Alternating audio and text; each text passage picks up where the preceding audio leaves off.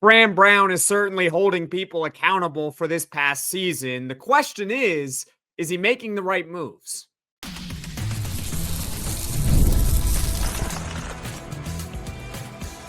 You are Locked On Syracuse, your daily podcast on the Syracuse Orange.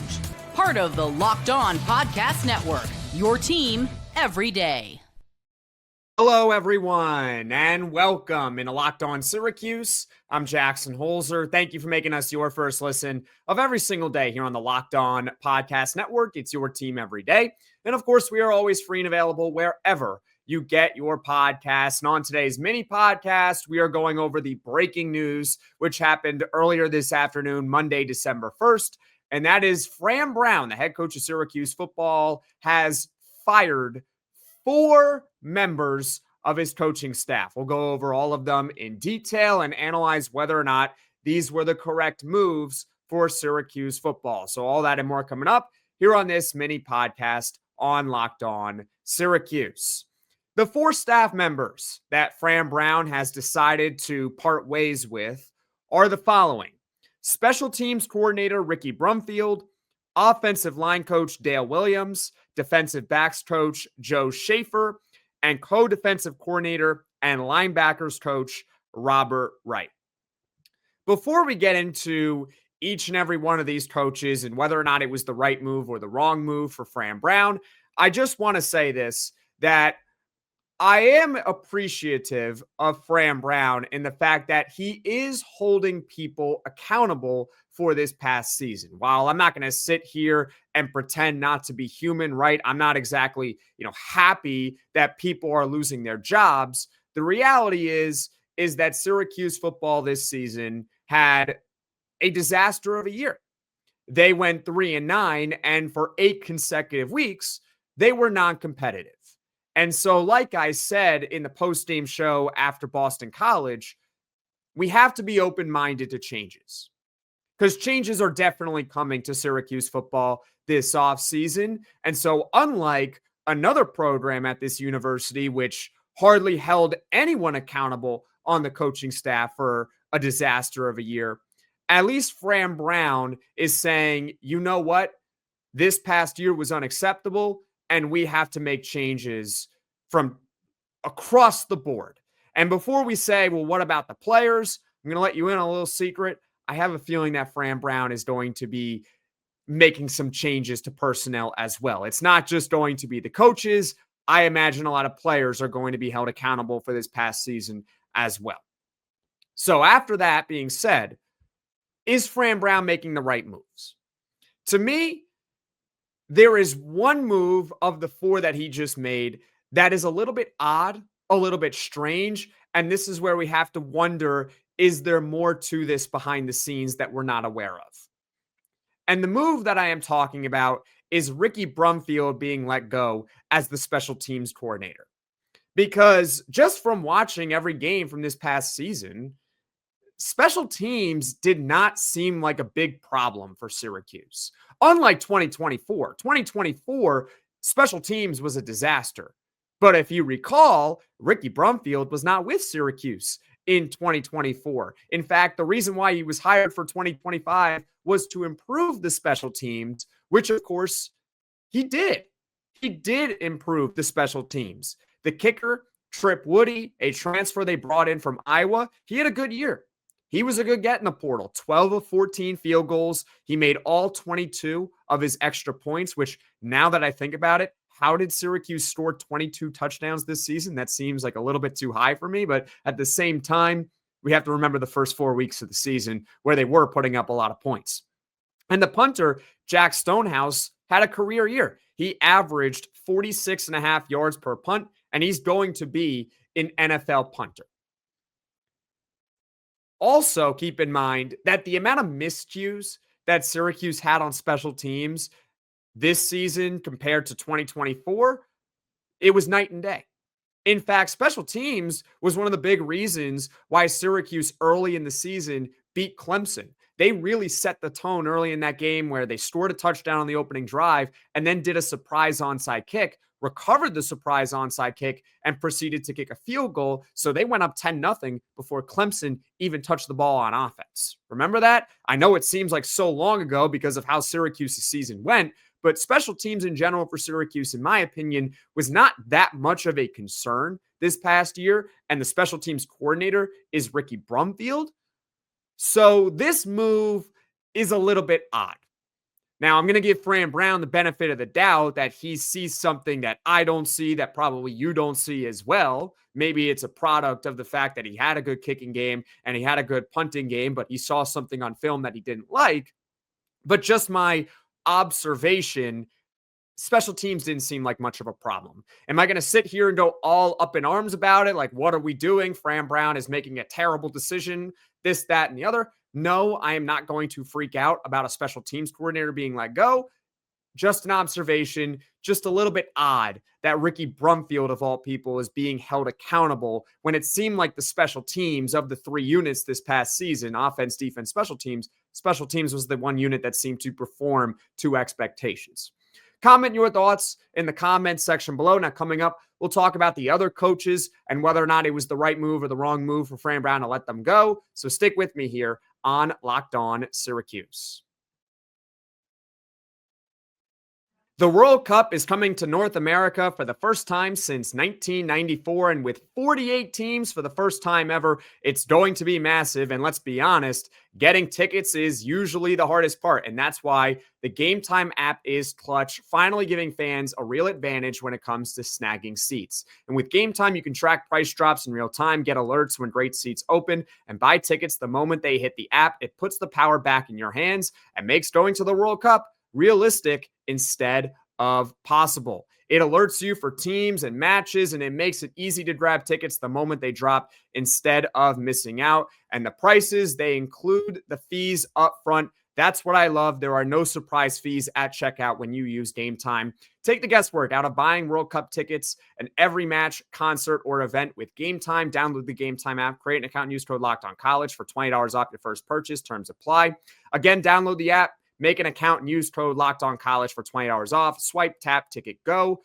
Game Time. The holidays always feel a little easier when you already know the perfect gift, and Omaha Steaks makes it almost too simple. Whether you're treating yourself this season or sending something memorable to family and friends, Omaha Steaks delivers handcrafted perfection right to their door. And this week is the best time to jump in because their cyber sale is here and the deals are huge. And honestly, it's the kind of gift that brings people together, and you don't need to guess anyone's size. Save big on unforgettable gifts with Omaha Steaks. Visit omahasteaks.com for 50% off site-wide and an extra 20% off select favorites during their cyber sale. And for an additional $35 off, use promo code COLLEGE at checkout. That's omahasteaks.com, promo code COLLEGE. Terms apply. See site for details. Jackson Holzer, Locked On Syracuse. Once again, we are covering the breaking news that happened earlier this afternoon, Monday, December 1st, and that is that Fran Brown, the head coach of Syracuse, let go of 4 staff members. And once again, just to reiterate, the 4 staff members he let go: special teams coordinator Ricky Brumfield, offensive line coach Dale Williams, defensive backs coach Joe Schaefer, co-defensive coordinator and linebackers coach Robert Wright. What we talked about earlier was Ricky Brumfield, the special teams coordinator, and how that seemed to be the lone move that was kind of odd for Fran Brown to make. But let's go over the other coaches that Fran Brown decided to let go. Joe Schaefer, defensive backs coach. Let's just go over the numbers. In 2024, Syracuse was 9th in the ACC in passing yards allowed a game, and they were bottom 5 in average yards per completion. In 2025, so this past season, they were 12th in the ACC in pass yards allowed per game and bottom 5 in average yards allowed per completion. Whether it was Joe Schaefer's fault or not, the reality is the secondary for Syracuse over the past couple of seasons has not necessarily performed well for Syracuse football. So while Joe Schaefer, as a human, I wish him the best of luck, I completely understand Fran Brown deciding to make a change as the defensive backs coach there. Robert Wright, co-defensive coordinator and linebackers coach. I actually think he did a decent job considering the performance of the linebackers. If we're just talking about a linebackers coach, he did okay. Antoine Delorier, true freshman. Gary Bryant brought him over from FCS. I thought of all the players on defense, those two actually performed pretty well relative to their expectations, given that one guy's coming from FCS and another guy's a true freshman. It's not like we thought that was going to be an all-conference linebacker duo heading into the year. Linebacker, we knew going into the season, could be a concern for Syracuse. So when you consider everything, linebackers was not the biggest problem for Syracuse this past year.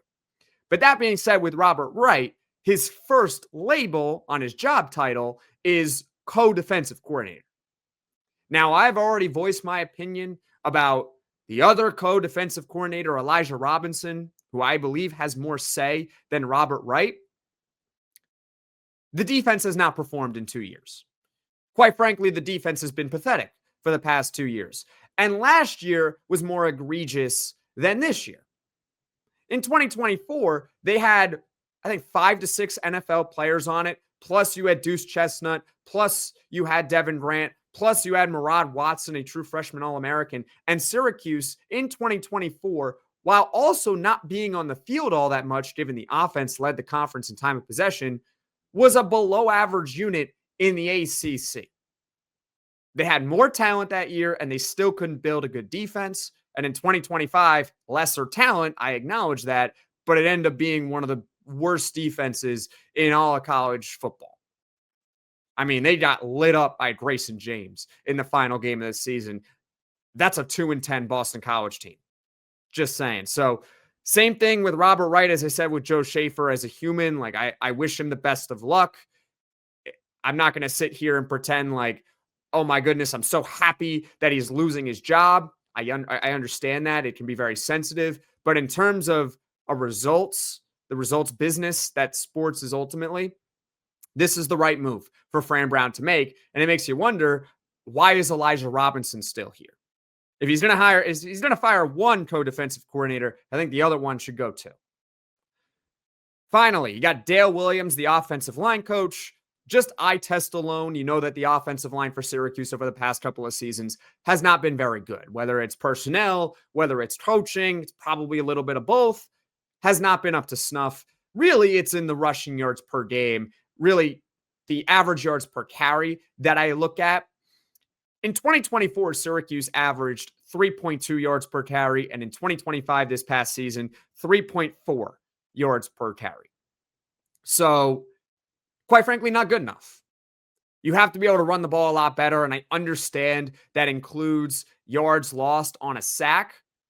But that's everyone in the conference. That's everyone in college. We've already talked about many times here on Locked On Syracuse how college football, the way that they track rushing yards is very odd, and they don't do it properly. But they don't do it properly for everyone. So I'm just going to look at that and keep it. I mean, quarterback getting sacked is also on the offensive line, if you want to look at it that way as well. I mean, part of it's also on the quarterback and getting rid of the ball on time, as we've covered here on Locked On Syracuse. But it's also on offensive line to be able to hold up. And the running game not really being able to get going over the past couple of years, aside from having an elite talent like LaQuint Allen and being able to break a ton of tackles. I understand it. So overall, with Fran Brown and making these moves, it's like I said earlier, there's really only one move that I question and I say, is that the right move? Is Fran Brown making a good call in firing Ricky Brumfield, the special teams coordinator, when it didn't seem like special teams was that much of a problem? As far as the other position coaches are concerned, I wish them nothing but the best. Again, I sympathize with them on a human level, but from a results-oriented business, I understand Fran Brown deciding to make the changes. In fact, as I said earlier with co-defensive coordinator Robert Wright, I'm surprised that the other defensive coordinator is still with Syracuse. Actually, not really all that surprised given the relationship of Fran Brown and Elijah Robinson, but you get the idea. Comment your thoughts in the comments section below on Syracuse's staff changes they made here on Monday, December 1st. As far as what's coming up on the Locked On Syracuse podcast in the near future, we have a ton of content coming your way, so you might want to listen, okay? Listen, okay? Later on today, Monday, 6 p.m. Eastern, full podcast with Neil Adler from Inside the Loud House. We are going to be talking about some Syracuse basketball, the initial net rankings, and whether or not Tennessee, looking at the initial rankings, is truly a must-win game, or can Syracuse still survive, make the tournament without having to beat Tennessee? So stick around later on today for that conversation with myself and Neil Adler. Also, not going to guarantee it, but I think I'm going to have the time to do this today. And I want to do this podcast really badly. Just a mini podcast breaking down a potential portal target for Syracuse football. The transfer portal for football is not going to open for another month, but players are going to be entering or announcing plans to enter the portal between now and then. There's already one that's going to enter the portal. He's a Georgia defensive back. Hopefully, I have the time, and I think I will have the time to talk about it here on Locked On Syracuse at some point today. So that's what's coming up on Locked On Syracuse in the near future. Folks, thank you all so much for watching. Thank you all so much for listening. If you like this podcast, be sure to hit the like button. If you really enjoy the podcast, be sure to hit subscribe. Tell all your friends about Locked On Syracuse, and I will see you all again soon.